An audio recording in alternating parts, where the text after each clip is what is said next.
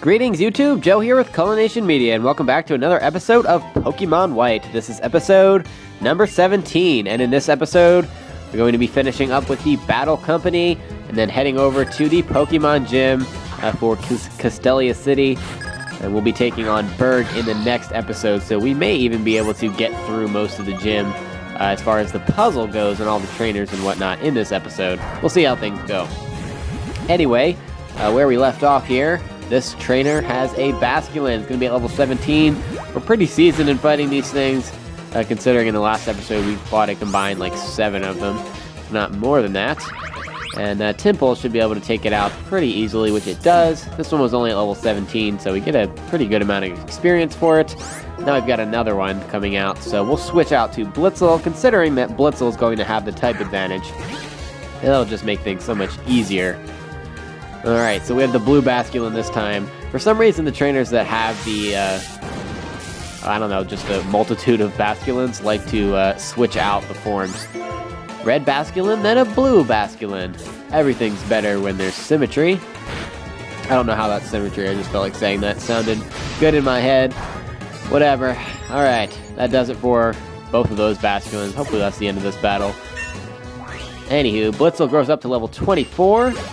And no, there's another Basculin. Darn it! Why are there so many of you? Yes, it does get pretty dull fighting all of these Basculins.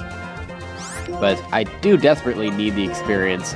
I'm finally just now getting up to around where I should be with my Pokemon, so that I'll be able to make a decent challenge at the gym. Otherwise, Berg would just level me.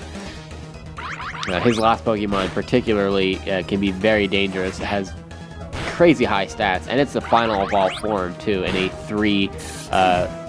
three-stage evolution family. Anywho, Tympole grows up to level 24 there, so we have one more level before it evolves. All that good stuff. Awesome. Alright, so we just have this scientist guy left. Or did I battle him already? I don't even know. We'll switch to Servine. Oh no. I guess he doesn't battle us. He's just going to give us the Scope Lens, which is an awesome item that increases whatever Pokemon is holding it. It increases their critical hit ratio. So if you want to combine that with like Focus Energy and Slash, the chances of you having or making a critical hit is just crazy high. So you'll be able to slaughter Pokemon that way.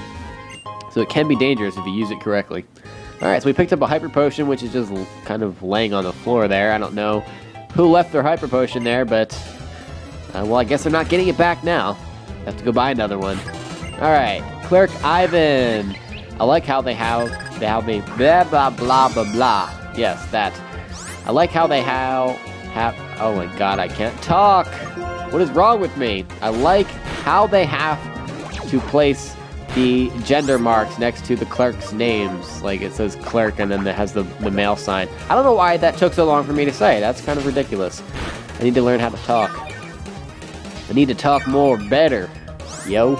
Alright, so we have a Woobat here, level 20. It's a Psychic and Flying type, which means we're kind of at a disadvantage here. Thankfully, it's not using Gust. I would assume that's what it would go for, but maybe this Woobat doesn't know Gust? I don't know. Anywho, after a growth, Tackle knocks out Woobat pretty quickly. We took a couple of Heart Stamps, but overall, didn't take that much damage. Servine also grew up to level 23, didn't learn any moves, but we needed that level up pretty badly. Alright, let's talk to you. I found a wonderful trainer! Yes, you have! I'm happy that you noticed that I'm a wonderful trainer. So we have Scientist Samantha here. She just has one Pokemon, it's at level 20.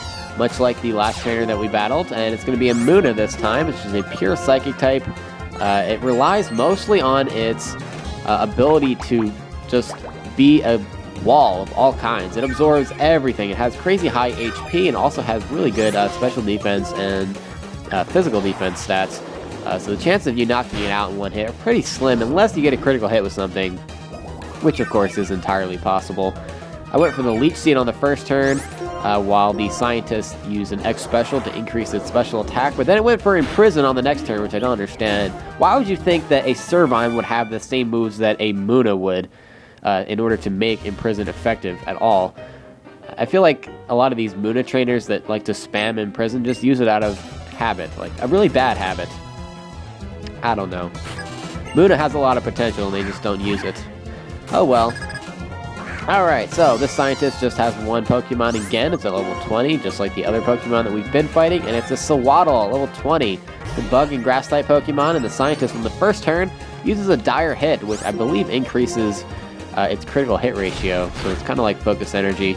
We get a critical hit with the tackle there, which still doesn't kill it, which is a testament to Sewaddle's good defenses there, but the third, or not the third tackle, that's the second tackle. I can count. The second tackle knocks out the Sewaddle. Would have been 3 had I not gotten a critical hit. I guess that's what I was trying to say, but just didn't come out right, as usual. Alright, Clerk Wade has a Pansear level 19. So we're used to these monkeys by now. This one is the Fire-type monkey, of course, because that would make the most sense for me to be at a disadvantage here. So first thing I'm going to do is go for Leech Seed. I don't know why it didn't use a Fire-type move here, but it went for Fury Swipes, which I feel like that's just a stupid move. We get a little bit of that health back, and now we can go for Growth, which will increase both our attack and special attack at the same time. I think that is an amazing move. I also feel like it's kind of cheating to increase both of your attack stats at the same time, but that's alright. Leech Seed gives us most of our health back again. Considering we started the last turn with 46 HP and then we ended up with 45 after that. And now we have 43 this turn. We're really not losing health at that rapid of a rate, are we? Nope. That's the answer to that question. Pansear goes down, and Panpour is the next Pokemon, so I'm guessing he's going to have all 3 monkeys. Leaf Tornado, obviously, is super effective on the Water-type Panpour, so he goes down in 1 hit. In the process, Servine's going to grow up to level 24 and try to learn the move Mega Drain, and I'm not going to teach it to him. If it was Giga Drain, that'd be a different story, but I'm not interested in teaching a Mega Drain. It's not powerful enough, so we're going to stick with Leaf Tornado. Alright, Pansage is the last monkey. It's the grass monkey, so it'll take about probably 3 tackles to knock it out. I'll go for a Leaf Tornado just to see how much it does after growth. About as much as Tackle did. So, oh well. He gets a critical hit with the bite there, but that's alright. We're not really going to be using Servine in the next battle. I believe he starts off with a Trubbish, which is a poison-type Pokemon, so we're going to switch Servine out for Tympole. Why not? That sounds about right. And I probably am going to want to heal Tympole here. Yeah, might as well use a Super Potion on him. Recovers 41 HP. He needed it. Alright, let's go take on this guy. Oh, you are the Pokemon trainer from the entrance. You've come this far. That means you must be quite strong. Are you prepared to face the strongest person in the building? Are you prepared to face the chairman? Then the time has come. I am the one. I accept your challenge. Well, if I was going to face the strongest one in the building, wouldn't I just be facing myself? Let's be serious now. Janitor Jeff. Janitor? Really? Why are you a janitor, sir? Trubbish. Level 20. It's a pure poison-type Pokemon, so stay away from using grass types. Other than that, you're pretty much in the clear.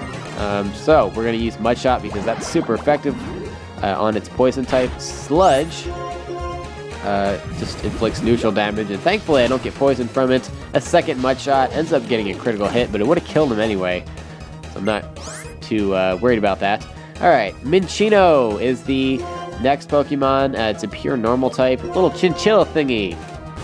It's what the professor had when she was showing us how to capture Pokemon a while back. Alright, so it's a level 20, and this time we can use Servine. So we'll use Leaf Tornado, and that takes away about 2/3 of its health. And Encore is next, so thankfully we didn't use Growth or Leech Seed because that would have been bad. Especially Growth. Would have been 5 turns of just increasing our attack, meanwhile getting killed. Alright, well we killed the Minccino, and the janitor's going to explain that he normally disguises himself so that he can see what type of people come in battle, and he's going to give you the ultra useful experience share, which allows you to siphon experience away to any of your weaker Pokemon. As long as they're holding the item, they don't even have to take part in the battle. Now that we're done here, off to the gym. Alright, it's been a while since we've been over here. I got all healed up, as you can see. And we'll put Blitzel in the front because he's the one that has Flame Charge, which is going to be super effective on all of the Pokemon that are in here. With the exception of Dwebble. There's a Dwebble, and I think the only Dwebble is the gym leader. I want to say. I may be wrong about that. Anyway, you're going to want to talk to the guy in the sunglasses on the right. He will give you your fresh water for free. Just awesome. It's pretty much the same thing as a super potion and all that good stuff. Alright, so he's just going to explain to you a little bit about the gym. It involves honey and stepping on switches to unlock doors. So, you just have to walk through the honey.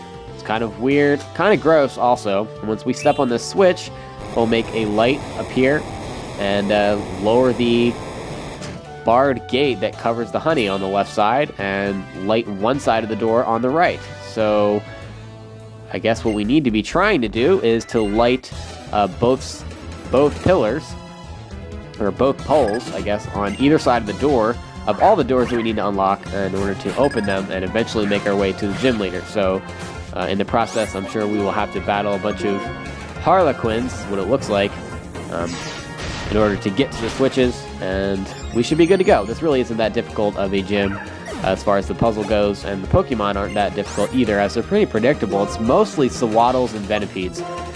So for Sawaddle, I recommend using either flying or fire-type moves, because those are both 4 times super effective. As for Venipede, you can use Psychic-type moves or Flying-type moves. You can also use Fire-type moves, but I'm going to take this opportunity to use Tympole because Blitzel's getting all the experience otherwise. So a Bubble Beam and a Mud Shot, get rid of Venipede, and that's it for this battle. Wasn't that bad? Alright, so now we can go step on this switch right here, which will light the light up the light that's on the right pillar, which will open the door. Alright, now we can diffuse our way through the honey there. It's kind of like osmosis. Well, osmosis is with water. I don't know what I'm talking about. Diffusion of some sort. It's gross, that's all I have to say. Get over it. Harlequin, Kerry. Alright, Sawaddle level 20 seems to be what everybody has these days. Sawaddle level 20. Well, we have a Blitzel at level 24, and Flame Charge is going to lay waste to it. Sawaddle actually does have very good physical defense, so some of these that have, I guess, a defensive nature will end up with like 1 HP left. Anywho, there is indeed a Dwebble that's not with the gym leader. Rock and Bug type, so just use water. That's the easiest way to dispatch it. You can also use Steel, but chances of you having a Steel-type Pokemon really aren't that high right now. I don't know if there's any even available up until this point. Regardless, most of the time Dwebble's going to have this sturdy ability, so you can't knock it out in one hit. Just deal with it and knock it out on the second turn. Dwebble really isn't that dangerous. The most dangerous thing about it would have to be Rock Blast, and that would only be if it gets 5 hits in, and unfortunately that does happen sometimes. Alright, so we have the right switch over there, the left switch over there, and awesome, that's going to open the gate for us to the door on the right. So there should be a switch in here for the final door that we need to open. Where the purple is, right there, that is going to lead up to the gym leader. So we have one of the switches that we need to get. Now we need to go find the other one, which I'm assuming is behind one of these doors somewhere. It looks like we need to go into that room there that we just unlocked, which will then unlock the door directly behind us, and then that will then in turn unlock the door to the gym leader. Kind of confusing, but not really confusing at the same time. It's more confusing if you try to explain it to somebody rather than just looking at it. Alright, Harlequin Rick. Very generic name. Sawaddle, level 21 this time. Whoa, fancy. Pinky up. Flame Charge should dispatch this Sawaddle pretty easily. And, yep, it doesn't even hang on. Well, critical hit. I guess it doesn't matter. Sawaddle goes down, and we get a little bit of experience for it, and that's it. That was a shameful battle, Rick. If you hadn't stepped on that switch, I'd still be stuck hidden away. That's right. Bug gym leaders like to be, or bug gym trainers like to be bugged. Whatever. I don't know. You're weird. So are your puns. That's why I'm just going to go diffuse through this honey and get out of here. Alright, so this should be the last switch.